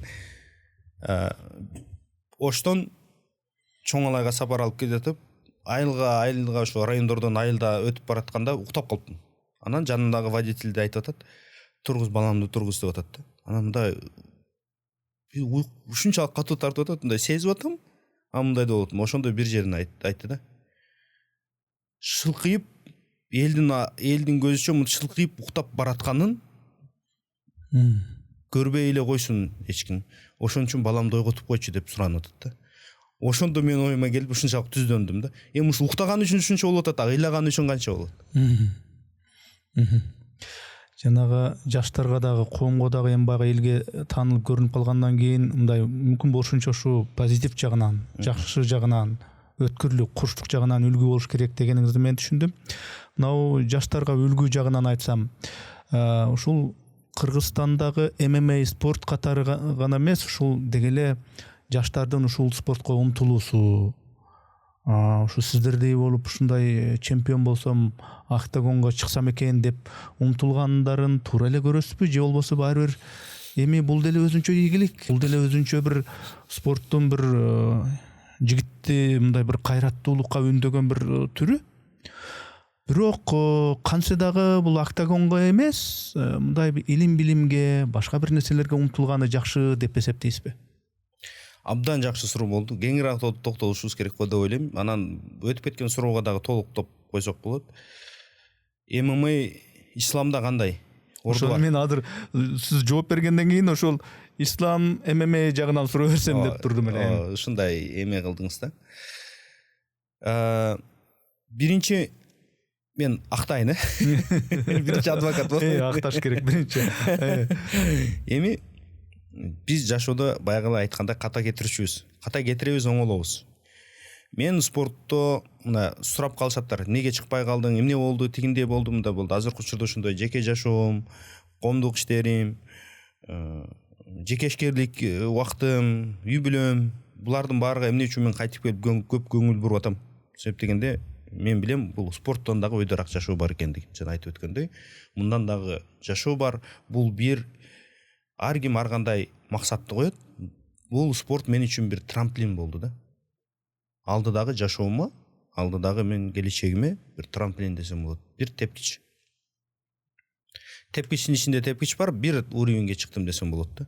Мындан ары жакшы шакирттерди десек болот, жакшы спортчуларды тарбиялап, коомго спорт тарабынан башка бир направленияларда жакшылык кылууда жарышып, жакшылык кылсак деген максат бар. Ошолорго бир трамплин деп эсептейм. Эмне үчүн кээ бир адамдар критикага алышат? ММА арам, бокс арам, андан көрү күрөш же окуу же мындай кыл тигиндей кыл депчи. Бул кишилер дагы түшүнсө болот. Мен айтар элем, окуу, билим алуу бул биринчи орунда. Себеп дегенде сен билимсиз болуп күчтүү болсоң, сен коомчулукка кооптуу адамсың. Сен бирөөнү өлтүрүп алышың мүмкүн, бирөөгө зыян берип коюшуң мүмкүн дегендей ушундай жагы бар. Билим, ыйман, анан спорт. Эмне үчүн биз запрещение кылышыбыз керек? Туура, кээ бир учурда бул баягы биз арам эмес деп айткан болсом, лицемерия деп коет. Эки жүздүүлүк. Мындан биз сактанышыбыз керек. Ооба, туура. Буну ислам дининде биздин аалымдар айтып келген. Анан мындан сырткары чылым чегүү. Азыркы жаштардын эң чоң проблемасы наркотика. Мына ушул жерден биз жаштарыбызды талкалап алууга эң бир бул баягы бизге азыр көрүнбөйт. Сизге көрүнбөшү мүмкүн, мага көрүнбөшү мүмкүн, сезилбейт. Себеп дегенде башка адамдарга көрүнбөшү мүмкүн. Бирөөнүн баласы бир частный школдо окуп атат, экинчи катмардын баласы дагы бир жерде окуп атат. Ар кимдин өзүнүн жашоо шартына байланыштуу тарбияланат. Бирөө баласын ошо карап жанында болуп тарбия берип атат, бирөө жумушунан бошой албай бага алып карай албай атат дегендей. Эң чоң биздин азыркы учурдагы проблема глобалдуулук. Бул жаштарды ошол наркотикадан кайтарып кетүү. Мен жаштар менен, кичинекейлер менен, көп адамдар менен мындайча айтканда, ушу жаштар менен баарлашканда, анан алардын ата-энесин укканда, мугалимдер менен сүйлөшкөндө, ушул нерсе азыр бизде Бишкекте, Кыргызстанда бул ачык чындык. Наркотика бул аябай өнүктү. Бул болгондо химия заттары аптекаларда, мына мисалы үчүн жогорку кеңешке дагы досум барып калып, ал жака дагы кеңешчимин да. Ал жака дагы көп адамдар келип айтат. Кайрылат. Ушул наркотиканы ушул бир мыйзамдуу түрдө тыялы аптекаларда сатылышын, определенный адамдарга ала алышын, же болбосо назначение менен ала алышын депчи. Бирок ал нерсе бар, бирок ошондой болсо дагы бизде сатыла берип, ошол нерсе кең жайылып кетти. Жана соль, тиги, бул деп айтып атпайбы? Мына ушуну биз ушу менен күрөшүбүз керек. Биринчи биздин фокус, энергиябызды ошол жака жумшашыбыз керек. Арак маселеси, бирок Кудайга шүгүр, 2015 жылга чейин, 2010 жылга чейин аябай көп ичилди. Бирок азыркы учурда Кудайга шүгүр жаштарыбызды почти практически көрбөйбүз. Эң чоң проблема күнөөлөрдүн атасы деп айтканда, күнөөлөрдүн атасы, сен арак ичсең түрлүү күнөөлөрдү жасаганга жол ачылат депчи. Мына ушундан биздин коом өзгөрүп чыгып баратканын көрүп мындай өзүм жакшы болом. Бирок тескерисинче эле айланып эле баягы наркотикага азыр келип такалып атат. Жаштарыбызды дагы эмнеден тосушубуз керек? Кылмыш кылуудан. Закладчик деп коет. Ошо наркотиканы өзү колдонбойт, бирок ташыган. Мына достор болуп барып келдик. Кара Балтада жаштар жеткинчектер колониясына барып келдик. Чырактай жаштар. Бардыгы закладчик. Минимум 5 жылдан 7 жыл, 10 жылга чейин кесилиш керек. Артка жол жок. Акташ кыйын. Факты бар. Мыйзам. Бирок көздөрүнөн жаш агып турган балдарды көрдүң ушунча. Адашып калдым. Акча жоктуктан бир жерге алып барып коюп койдум, адашып калдым деп турат. Бирок аларды акташ кыйын.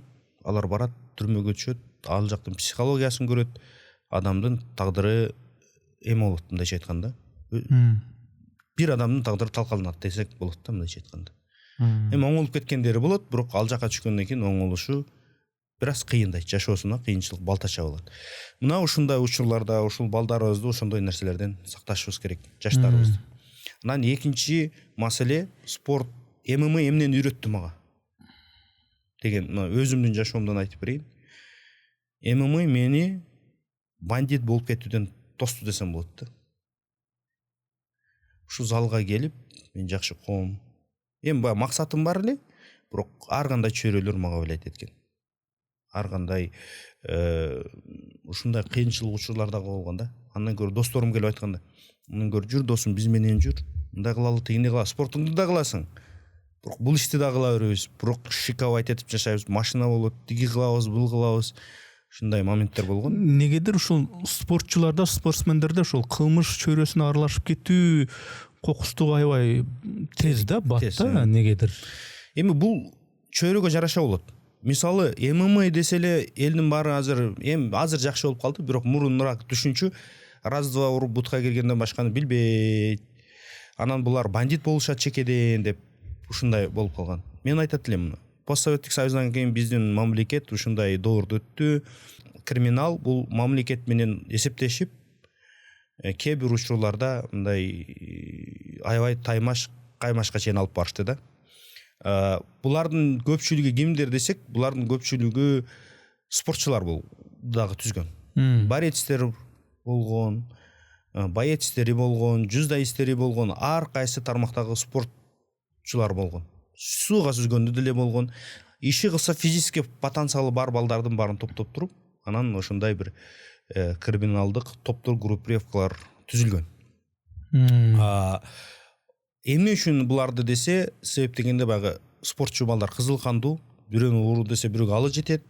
Анан баягы дисциплинированный болушат да. Кыл дегенди агайлар айтканды кылып, булар көнүп калганда автоматически анан жокчулук, голод.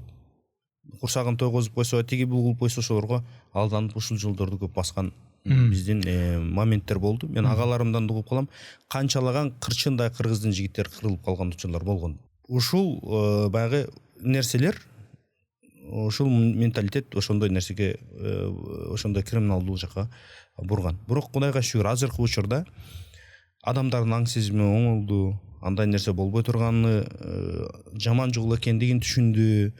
Мындайча айтканда, жаштарыбыз практически бардыгы азыр андай нерседен баш тартып, мындайча айтканда, IT технология, илимге, билимге сугарылып келатат. Жаштарыбыздын бир тарабы газеттер деп коет го. Ошол поколениялардын бир тарабы такырылдый болуп кетти. Бир тарабы такыр болуп кетти. Себеп бул тарап дүйнөлүк технология, дүйнөлүк илим өсүп атканда байланыштуу булар чет өлкөдө, Германияда, Англияда, Америкада, Кытайда, ошондой дүйнөнүн чет жактарында окуп, билим алып, алар өздөрүнүн деңгээлин өстүрүп кетти. Кээ бирлери такыр төмөн болуп, наркотика, тиги бул ошондой менен ылдый болуп кетти да. Орто деген нерсе аз болуп калды десем болот. Сиз мына жогоруда ислам жөнүндө түшүнүктөрдү айттыңыз. Ислам жөнүндө түшүнүгүңүз бар экендигин мындай тастыктап, жакшы нерселерди айтып өттүңүз да, ислам дини жөнүндө, исламдын жашооңуздагы орду жөнүндө, бактылуулук эмне экени жөнүндө да. Анан бирок баары бир мен бир жанагы суроого толук жооп алган жокмун да. Исламда бетке урганга, же болбосо адамга мындай бир жаракат келтирүүгө мындай тыюу салынган. Бул так нерсе да. Болбойт дегендейчи.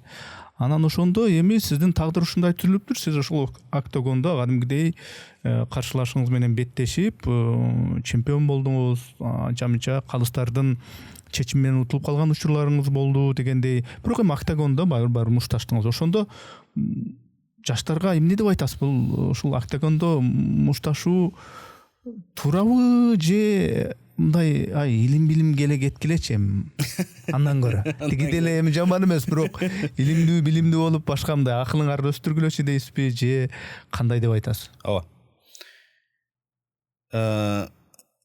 Жанагы эле сөздөр кайталама болуп атат, бирок айтат элем. Бир катар актап чыктым спортту. бул жагынан поддержка кылып, бул спорт менен машыксаңар, силер арак ичкенге караганда, уурулук кылганга караганда, криминалга киргенге караганда, ушундай наркотикаларды ташып жаларды колдонгонго караганда бул спорт менен машыккан жакшы. ММА спорту менен машыккан жакшы. Бул сенин өзүңдүн энергияңды жумшайсың, мындайча айтканда өзүңдүн бир жолуңду таап кете аласың. Жакшы адам болуу минимуму. Минимум. Эгерде мындан ашыгыраак сенин колуңдан келип атса, бул деңгээлден ашыгыраак сенин колуңдан келип атса, анда сен илим алып, ушундай бир мындай билимге, илимге басым жасаганыңар жакшыраак.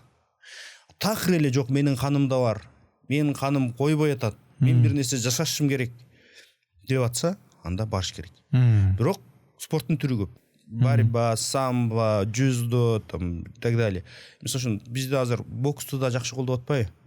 Бокс менен баягы негизи жараткандын айткандан чыкпаганга аракет жасашыбыз керек.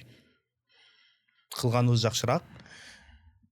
Все равно баягы бендечилик кетиребиз, тиги болот, бул болот. Мен эмне үчүн спортумду кичине корректировка кылып келатам, өткөрсөм 1-2 бой өткөрөм.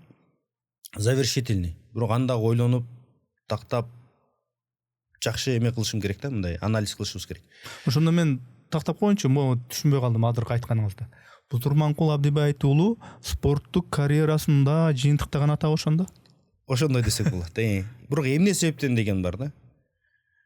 Баягы убакыт өткөн сайын, адамдар менен сүйлөшкөн сайын, дүйнө көргөн сайын өзүңдүн эмең өзгөрөт. Баалуулугуң. Бул мыйзам ченемдүү нерсе да. Адам бала кезде башкача болот, жигит кезде, андан кийин 30да, 40да, 50де башкача болот, улам өзгөрүп, баягы акылы толгон сайын, тажрыйба көргөн сайын улам өзгөрүп турат дегендей. Спорттон өйдө жашоо бар. Спорт мен үчүн бир трамплин болду. Азбы көппү баягы спортко салым коштук. Мындан ары дагы бир башка мындайча айтканда спорттун тег эле баягы ММА кылы эмес, жалпы спортко, коомчулукка бир пайда алып келгенге мындай бир жакшы кызмат кылууга, элге, мекенге, коомчулукка бир трамплин болду десем болот. Мен түшүнүктүү. Мурунку журналист, блогер Улукбек Карыбек уулу азыркы жогорку кеңештин депутаты, бул электе шайлоо кампанияларында, үгүт кампанияларында досу катары жакшы сүрөдүңүз, жардам бердиңиз, жакшы достордон жакшы дос болдуңуз дегендейчи. Азыр да доссуз. Мындай элге барып аралап ушу балага, ушу досума добуш бергиле деп үгүттөп жүрдүңүз да. Анан депутат болгондон бери ошол досуңуз Улукбек Карыбек уулу анын үнү ушу журналист кездегиден акырыныраак, этиятыраак чыгып калган жокпу сиздин? Ооба. Эми баягы достук боюнча сөз болуп калды. Мен выгода үчүн же бир кызмат үчүн, кызыкчылык үчүн дос эмесмин. Жараткандын ыраазычылыгы үчүн доспуз. Улукбек Карыбек уулу досум ушундай баягындай кыйын күндөр башынан өткөн. Кээ бир учурда коомчулук ушундай да агат. Кээ бир учурда ой бул бала мындай экен, тигиндей экен деп тепкилесе, кээ бир учурда бул бала мындай экен деп жакшылаган күндөрү болду. Кээ бир учурда барып тагдыры бурулуп кете жаздап, ал жерден кайра Алла Таала өзү жардам берип кайра чыккан күндөрү болду да. Бир эле нерсе, мен эч бир саясатчыны колдоп, мындай чыгып буга чейин эме кылган эмесмин да, досума чейин. Бирок досумду ичиден анын жашоосун, жашоо образын, баалуулуктарын билген инсан катары мен колдодум. Ал ушундай өзгөчөлүгү бар. Мындай баягы намерение деп коет. Ниети элге кызмат кылуу. Адал кызмат кылуу. Мына ушул үчүн анан мындай карасам, бул кишинин деңгээли дагы ошого жетип калды. Себептен журналист мезгилинде сиз айтып аткандай, журналист мезгилиндеги деңгээл бул чоң нерсе. Өзү 3 бийлик болсо, бирөөсү бийлик, экинчиси сот бийлиги, үчүнчүсү бул медиа. Мына ушул чоң бийликтердин бирөөсү ушул тарапта болду да, сиздер менен кесиптеш болду. Көп учурлар болду, баягы айтып өтсө негизи чоң история. Журналист учурунда көп кагуулар, силкүүлөр, атакалар, ушундай нерселер көп болду. Анан азыр депутат болду, депутат болгондон кийин мен баягы жанында насач советник катары жүрүп калам. Көп жакшы иштер жасап атат десем болот. Депутат болгондон кийин баягы чыгып, баягы эл аралык алганы кыскарды. А бирок ошол депутаттын иммунитети менен министрлерге, жада калса президентибизге чейин кирип, жакшы сунуштарын айтып, мыйзамдарга оңдоп түзөлөрдү киргизип, ошол эле баягы коомдо болуп аткан көйгөйлөрдү мен айтып атпаймынбы? Наркотика менен күрөшүү и так далее баягы медицина өзү жакшы билген Улукбек, билим берүү сапаты ушулар менен мисалы үчүн аралашып келатат. Ушундай бир 5-6 жакшы законопроект киргизди. Мектептердин салынуусуна, ишканалардын салынуусуна, анан жеке адамдардын эң көп статистика, мисалы жумасына 1 жолу 2 жолу барып калам мен. Ошол жерде жогорку кеңештин аппаратынан статистика чыгарганда эң көп кабыл алуу жарандарда. Улукбек Карыбек уулуга. Эң көп арыз Улукбек Карыбек уулуна келди да. Бул деген жарандарга толук камера аркылуу болбосо дагы ошол депутаттык иммунитетин колдонуп, ар бир жаранды кабыл алып, ошонун эмесин, проблемасын камера аркылуу айтпай министрлерге, түз чалуу менен, мисалы үчүн посольство болобу, элчилик министрлер болобу, ушуларга жеткирип чечип атканын өзүм көрүп, мындай бир эл үчүн кызмат кылып атыптыр. Бекер чуркабапмын. Досумдун жанында баягы досум деп мындай жүргөнүм бекер болбоптур деп кээде мындай ойлоп атам. Эми чоң саясатта дос болгондорду биз мындай көрүп атабыз көз алдыбызда. Биздин достугубузду өлүм гана жок кыла алат. Болбосо биз аябай доспуз деген саясаттагы досторду көрүп атабыз. Бул менин түбөлүк досум болот дегендерди анан эмне болгонун көрүп атабыз да. Анан деги эле ушул түбөлүк достук болушу мүмкүнбү? Же ачык эле айтыш керек, достуктун түбүндө мындай баары бир кызыкчылык барбы? Достук деген бул сөзсүз болуп бар. Себеп дегенде хадис бар пайгамбарыбыздан. Кыяматка барганда бир эле адам аны менен соогун бөлүшө алат.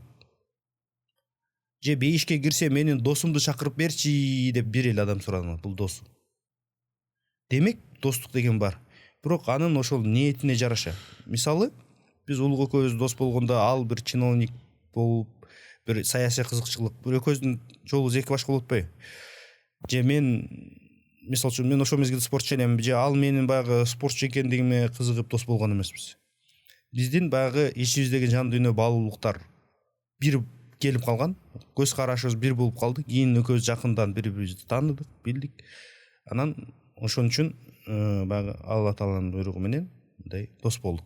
Анан достук баягы пикке жеткенде эмес. Достук ошол жокчулукта мындай бир сөз бар го. Сен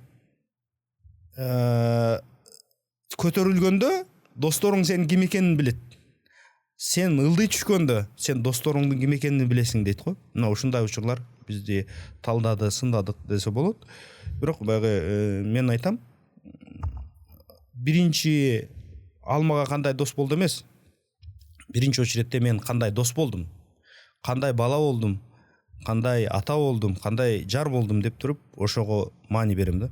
Өзүм үчүн сүйлөсөм. Эми жана сөзүңүздү айттыңыз, баары бир эми бул спорттук карьерамды мен жыйынтыктайм депчи.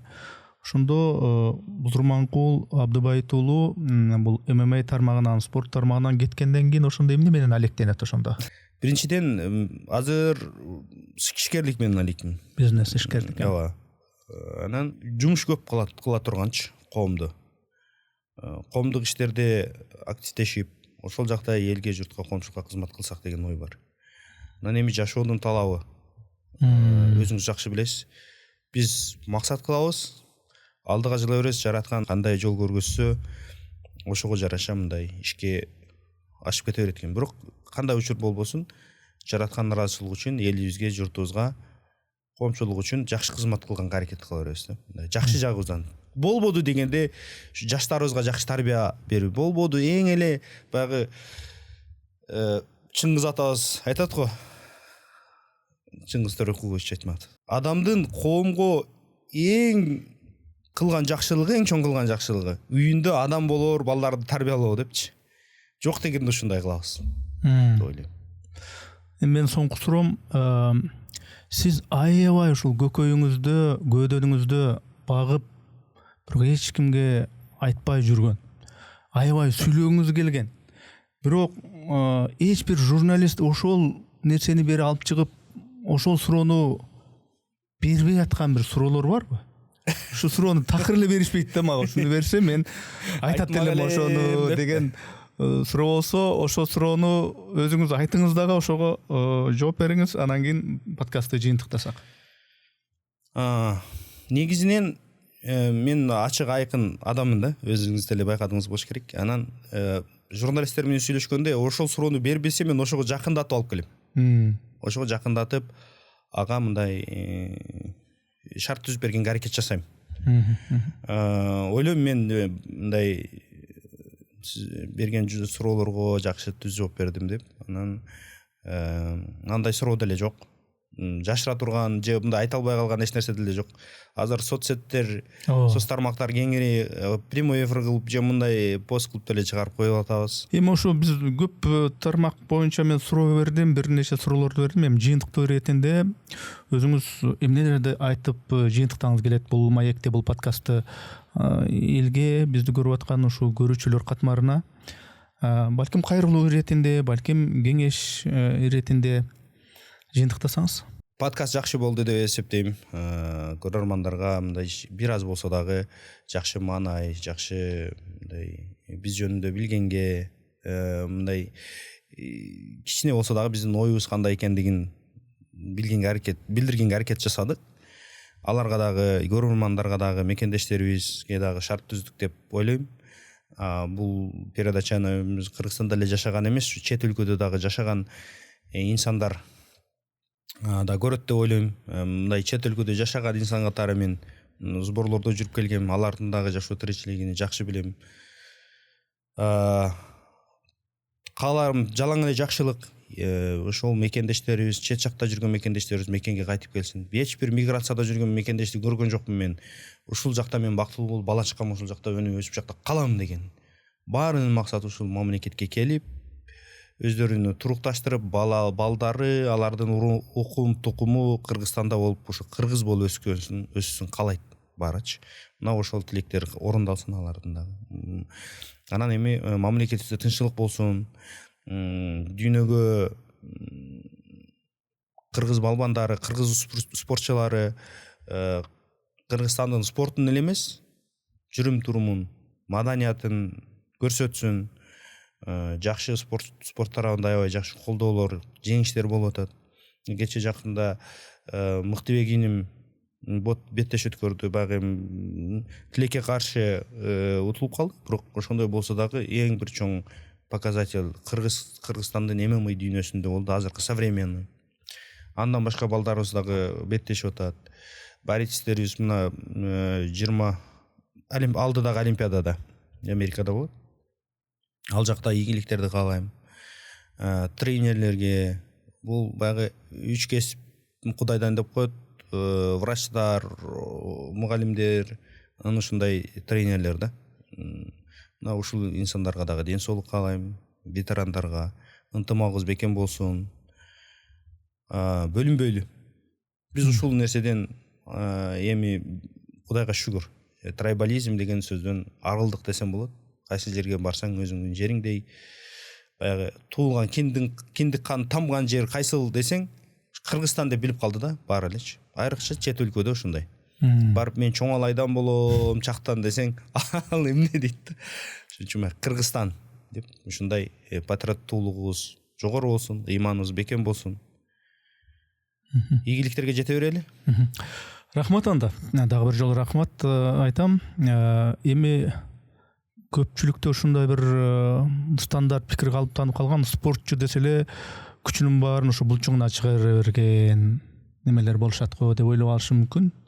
Бирок спортчу бул дин жагынан дагы, баягы башка бир интеллектуалдык жактан дагы бул мындай көөдөнү, көрөңгөсү бай экендигин мына бүгүнкү подкастта сиздин мисалыңызда биз көрүп атабыз. Ар тараптуу суроолорго аябай терең, мазмундуу жана кызыктуу кылып жооп бердиңиз. Бул деген руханий көрөңгө, баягы руханий моралдык көрөңгөнүн бай экендигинин бир далили. Чоң рахмат. Ишиңизге ийгилик, үй бүлөңүзгө тынчылык жараткан сизди акыйкат жолдон, туура жолдон адаштырбагасын бар болуңуз.